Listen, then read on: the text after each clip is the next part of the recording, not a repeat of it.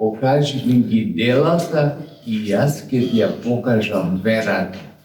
Ова е некаква парафраза од посланието на Свети апостол Јаков, кој на сите нас ни укажува дека вера без дела нема.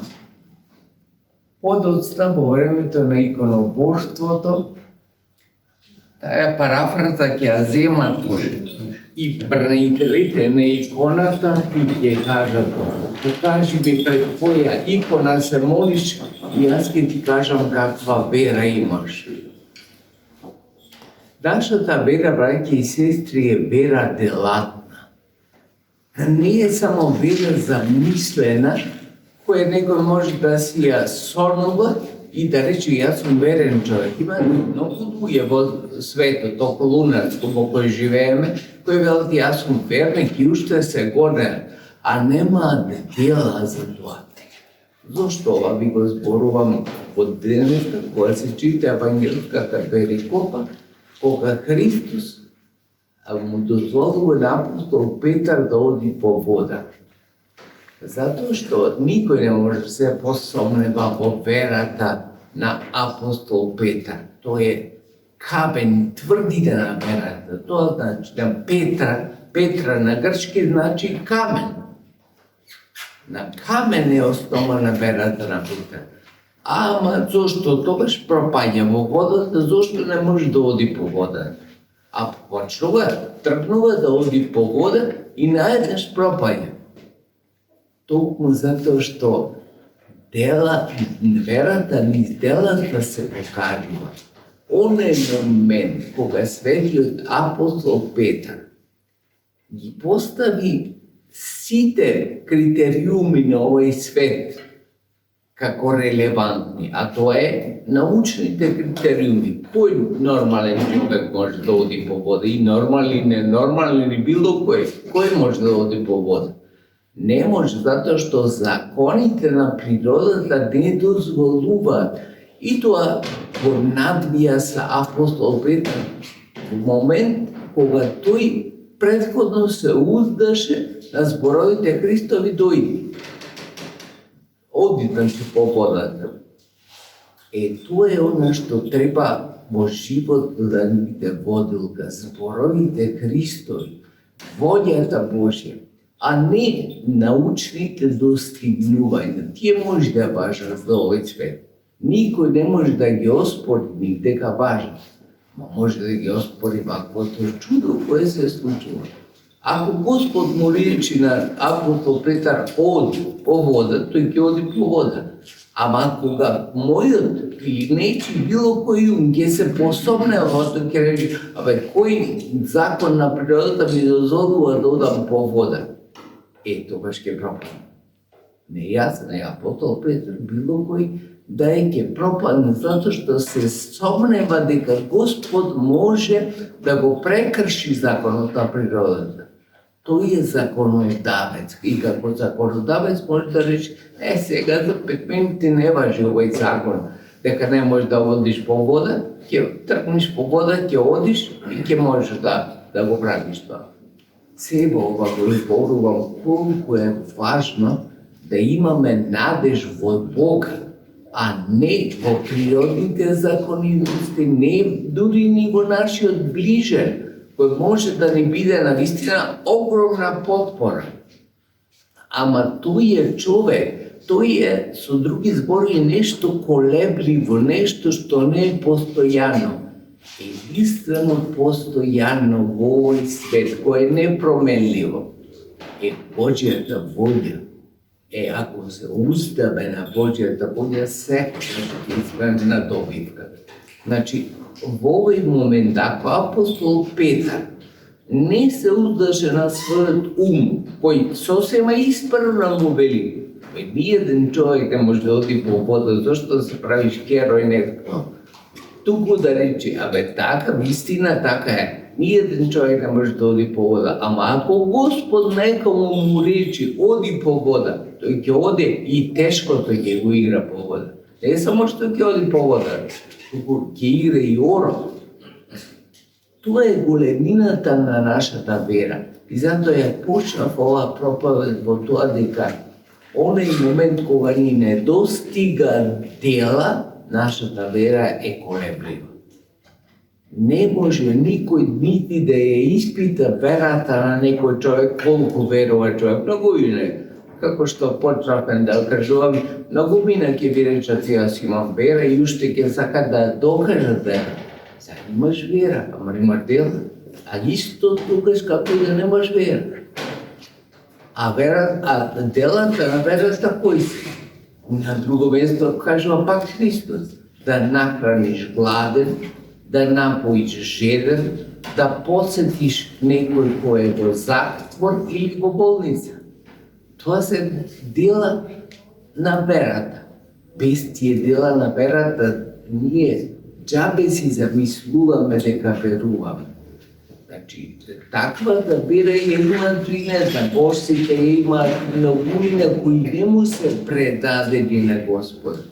А оваа цела евангелска перикопа ни кажува колку треба да бидеме предадени на Господ. Апостол Петар велиме не е предаден на Господ. Нема појмо, нема некој од апостолите кој е попредаден на Господ. И таја вера дури на најголемиот врховен апостол, и таја се покажува како мала.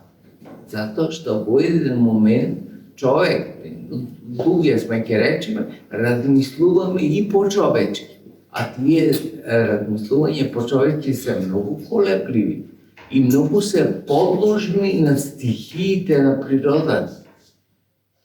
И од најмала возраст, на училиште, кога тргнуваме, не учат ги законите на природата, а никој не вели, убаво, учете ги законите на природата, и треба да ги знаете.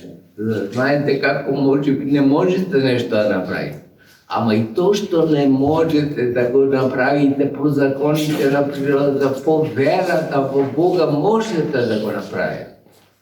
Ете, тоа апостол Петар ќе си можеше да си шета по водата, ако не го ставеше акцентот на неговото целокупно искуство и сознание кое го стекнало со години. Туку само да се надево на зборовите Господа.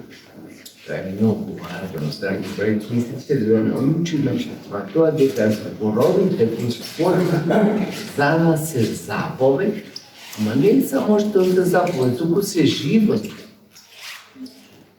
Без нив ние живееме кобајаги, си се лажиме дека живееме. Ќе живееме 100 години овде и толку, и ќе не покрие земјата. И што после?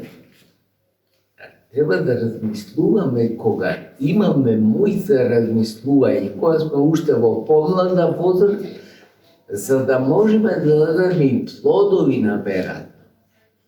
А плодовите на верата веќе ги спомнаме. Треба да направиме дела.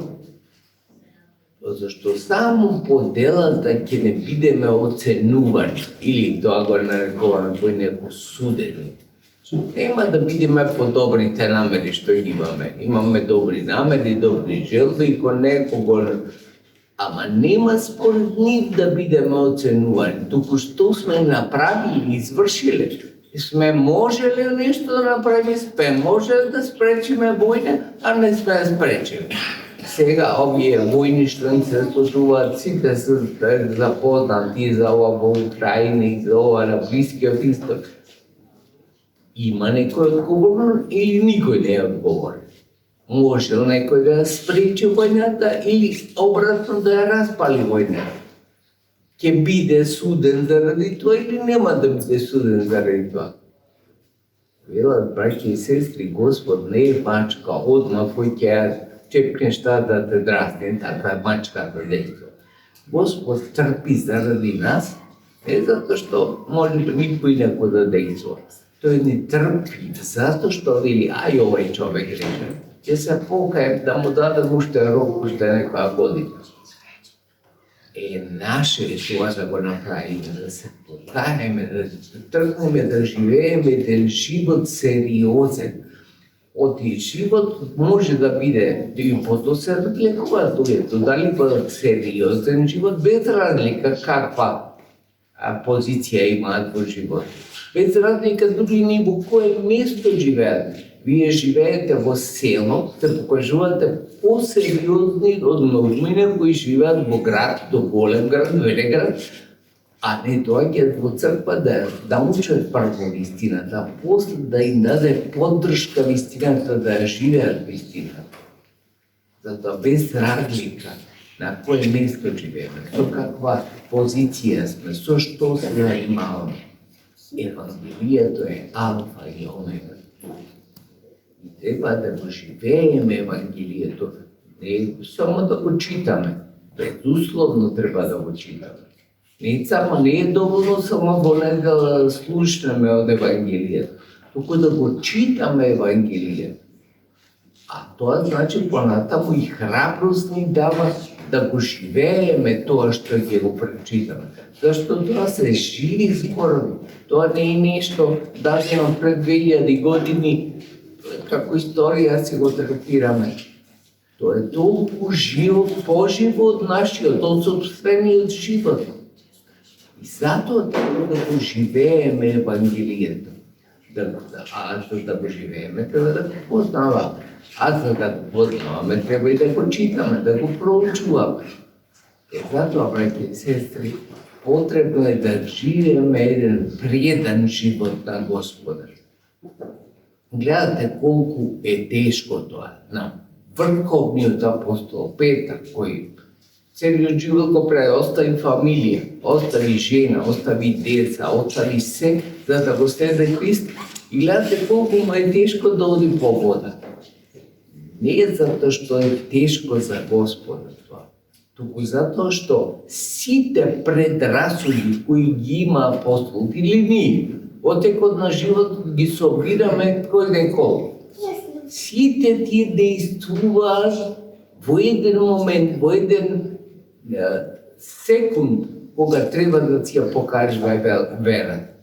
И тогаш тие ни велат, дали по дејство на ѓавол, дали по дејство на нашето, не знаеме. Ни велат, абе чекај, ова е спротивно на законите на природата, исто како да сакаш на глава да одиш. Да, не можеш да одиш на глава.